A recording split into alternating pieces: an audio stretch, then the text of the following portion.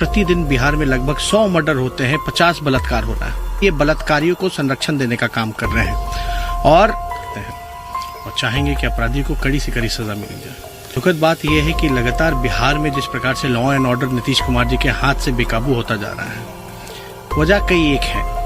मैं सबसे पहले ये कहना चाहूँगा, हमारे बिहार में कहीं कहीं तो ऐसी घटनाएं हो जाती हैं जिनके बारे में एक आम इंसान सोच भी ले तो उसकी रूह थर्रा जाए। जी हाँ, अभी कुछ दिन पहले ही बहन श्रेया के साथ क्या क्या घटना हुई इसके बारे में तो आप सब लोग बहुत अच्छे तरीके से जानते हैं और आप सब लोग ये भी जानते होंगे कि इस घटना में जो सबसे पहली आवाज उठाई थी वो हमारे पवन भैया ने उठाई थी।